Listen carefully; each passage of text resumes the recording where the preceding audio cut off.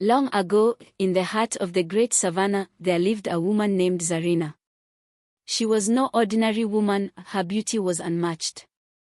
Her golden skin shimmered under the sun, her eyes glowed like emeralds, and her hair cascaded like silk spun from the moonlight. She was desired by all men and envied by all women. But beyond her beauty was something far darker.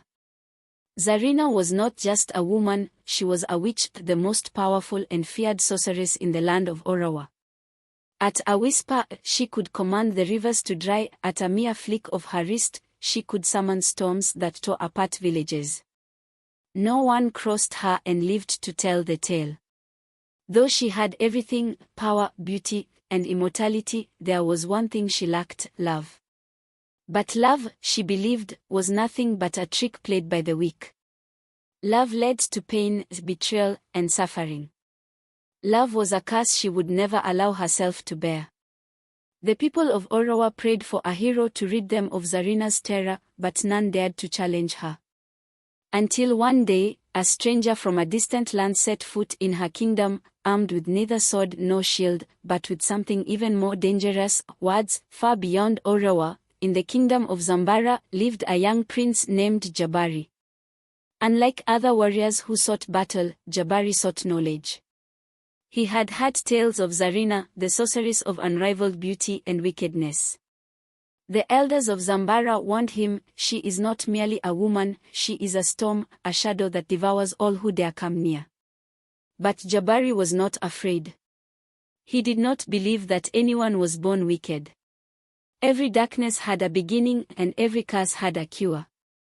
So he set out on a journey, not to kill Zarina, but to understand her.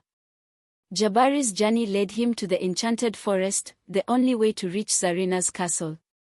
The trees whispered secrets, shadows slithered between the branches, and the very ground pulsed with dark magic. As he walked, he found a small, wounded bird lying in the dirt, struggling to breathe. Without hesitation, Jabari picked it up, wrapped its tiny wing in cloth, and whispered, "You are not alone." The moment he spoke, the forest trembled, and the spirits that had haunted the land grew silent. The curse of the forest sensed something different in him, something it had not felt in centuries.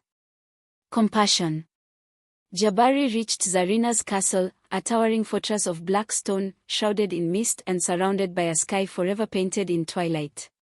Inside, Zarina sat upon her throne, watching him with curiosity. She had expected warriors with swords, not a man with only words.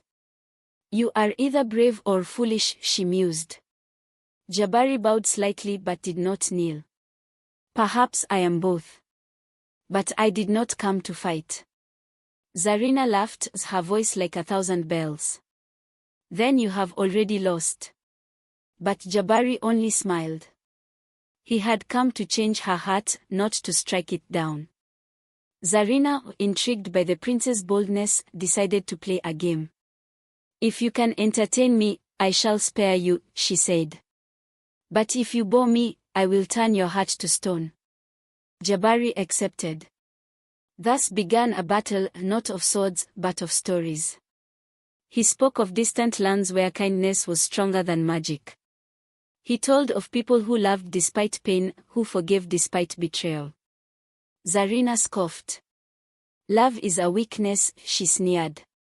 "It is a lie mortals tell themselves." Jabari shook his head. "Love is not about never being hurt.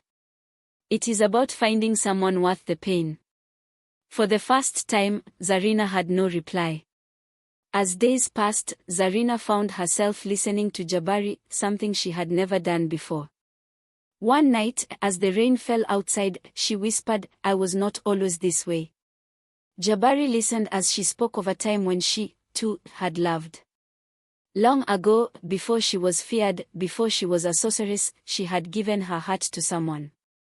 But he betrayed her, and in her pain, she cast her own heart, turning it to stone so she would never love again. Her power grew, but so did her loneliness. Jabari said, "Perhaps it is time to break that curse." For the first time in centuries, Zarina cried.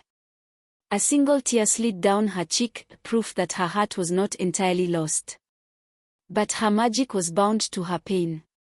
If she let go of the darkness, she would lose everything. I am afraid, she admitted. Jabari took her hand.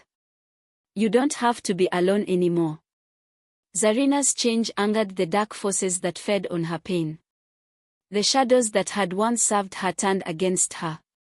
They whispered, "You are ours. You cannot escape."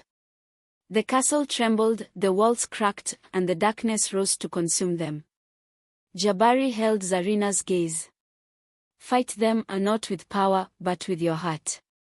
For the first time, Zarina fought not to destroy, but to protect. Zarina's magic flared, but this time, it was not dark. It was light. The shadows screamed as they were banished, and the curse that had bound Zarina for centuries shattered. The skies cleared, the land healed, and the castle transformed from a place of darkness to one of beauty. Zarina, the feared witch, was now free. With the curse broken, Zarina had a choice: remain in Oruwa and rebuild, or live with Jabari. She turned to him. I do not know how to love. Jabari smiled. Then let me teach you. Zarina ruled Oruwa not with fear, but with wisdom. The people, once terrified of her, learned to trust her. She traveled with Jabari, learning of the world beyond her castle, of kindness and laughter. And slowly, she learned what it meant to love. Years passed, and Zarina was no longer just a witch, she was a queen, a healer, and a protector. She stood beside Jabari, not as a sorceress of destruction, but as a woman who had conquered her own darkness. She had been the most beautiful, the most feared, and the most powerful. But now, for the first time, she was truly happy. Zarina and Jabari got married. There became a tale over the moon and the stars bright as the morning dew. Zarina became pregnant and she gave birth to male child. They named him Omoba. Omoba, a fine handsome young man full of wisdom. Zarina and Jabari grew old living together.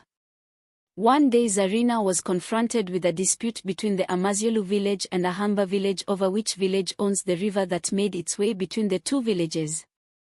Zarina sat the elders of both village and told them about two brothers who was bounded by love and how they lived happily, teaching them to love each other and share the great river with each other. Jabari and Zarina will hold hands in the evening walks around the castle, viewing the peaceful village which they ruled with love and great wisdom. And thus, the tale of the cursed beauty who was saved by love became a legend whispered for generations to come. The end.